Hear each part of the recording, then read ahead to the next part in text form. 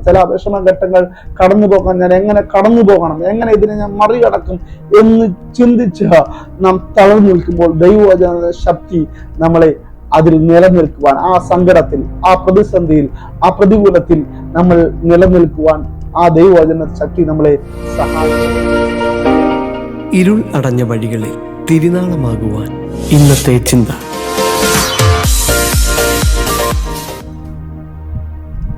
ദൈവനാമത്തിന് മഹത്വം ഉണ്ടാകട്ടെ. എല്ലാവർക്കും ക്രിസ്തീയ സ്നേഹവന്ദനം. ഇന്നത്തെ ചിന്തയ്ക്കായിട്ട് ഒരു വേദഭാഗം വായിക്കാം. സദൃശവാക്യങ്ങൾ 7-ാം അധ്യായം അതിന്റെ 2-ാമത്തെ വാക്യം. നീ ജീവിച്ചിരിക്കേണ്ടതിന് എന്റെ കൽപ്പനകളെയും ഉപദേശത്തെയും നിന്റെ കണ്ണിന്റെ കൃഷ്ണമണിയെ പോലെ കാത്തുകൊള്ളുക. അനുഗ്രഹിക്കപ്പെട്ട ഒരു ദൈവവചന ഭാഗമാണ്. നാം ജീവിച്ചിരിക്കേണ്ടതിന് ദൈവവചനത്തെ കണ്ണിന്റെ കൃഷ്ണമണിയെ പോലെ കാത്തുകൊള്ളുക.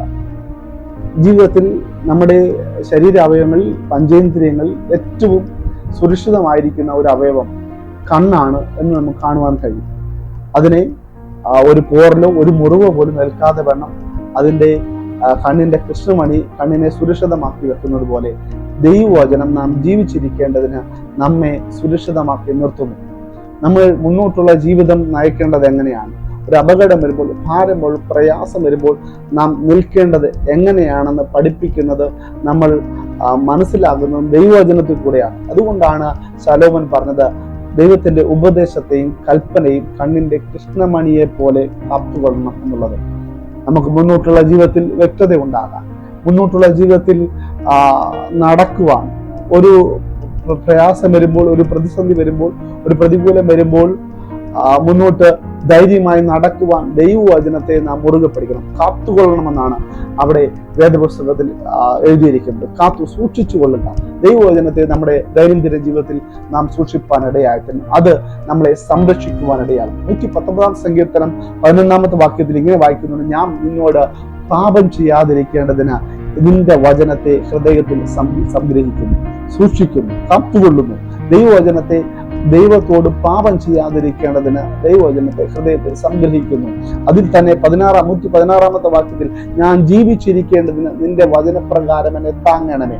നമ്മെ ജീവിപ്പിച്ചു നിർത്തുന്നത്, നമ്മൾ ഈ ലോകത്തിലെ ജീവിതത്തിൽ അപ്പുറമായി നമുക്ക് നിത്യമായ ഒരു ജീവിതമുണ്ട്. ആ ജീവിതത്തിൽ നമ്മെ ജീവിച്ചിരിക്കേണ്ടതിന് നമ്മളെ നിർത്തുന്നത് ദൈവവചനമാണ് എന്ന് മനസ്സിലാക്കി ആ വചനത്തെ നമ്മൾ സൂക്ഷിപ്പാനിടയാകണം. ആ വചനത്തെ നമ്മൾ കാത്തുകൊള്ളാനിടയാകണം. ആ വചനം നമ്മളെ നയിക്കുവാനിടയാകും. അതിൽ തന്നെ 119-ാം സങ്കീർത്തനം 50-ാമത്തെ വാക്യത്തിൽ ഇങ്ങനെ വായിക്കുന്നുണ്ട്, നിന്റെ വചനം എന്നെ ജീവിപ്പിക്കുന്നത് എന്റെ കഷ്ടതയിൽ എനിക്ക് ആശ്വാസമാകുന്നു. പ്രതികൂലങ്ങൾ, പ്രതിസന്ധിയിൽ പതറാതെ നിൽക്കാൻ, ഒരു ഭാരം വരുമ്പോൾ തളരാതെ നിൽക്കാൻ ദൈവവചനത്തിന്റെ ഉറപ്പ് നമുക്കുണ്ടാകണം. കഷ്ടതയിൽ നമ്മളെ ആശ്വസിപ്പിക്കുന്ന ദൈവവചനം നമ്മൾ മനസ്സിലാക്കണം.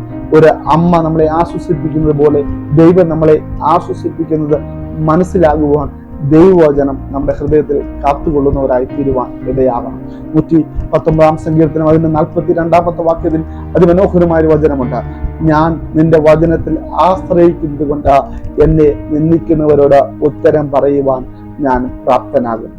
ആമേൻ. പലപ്പോഴും പല മറുപടികളും നമുക്ക് പ്രത്യക്ഷതയിൽ പറയാൻ കഴിഞ്ഞെന്ന് വരത്തില്ല.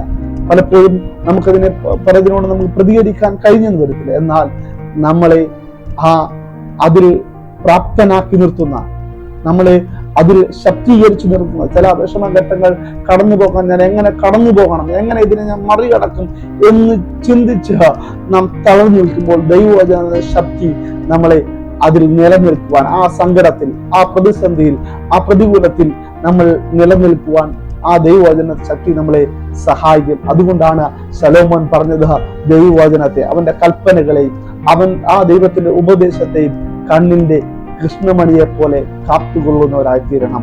പ്രിയപ്പെട്ട ദൈവമക്കളെ, എന്നെ കേൾക്കുന്ന സഹോദരങ്ങളെ, ദൈവത്തിന്റെ വചനത്തെ സൂക്ഷിച്ചുകൊണ്ട് ദൈനംദിന ജീവിതത്തിൽ നമുക്ക് ഉറപ്പോടെ മുന്നേറാൻ ദൈവം നമ്മളെ സഹായിക്കട്ടെ. നാം ജീവിച്ചിരിക്കേണ്ടതിന്, നിത്യതയിൽ നാം എത്തപ്പെടേണ്ടതിന് ദൈവത്തിന്റെ വചനത്തെ കണ്ണിന്റെ കൃഷ്ണമണിയെ പോലെ നമുക്ക് കാത്തുകൊള്ളുന്നവരായി തീരാം, സൂക്ഷിക്കുന്നവരായി തീരാം. ഈ വചനങ്ങൾ ദൈവം നിങ്ങളെ സഹായിക്കട്ടെ. May God bless you.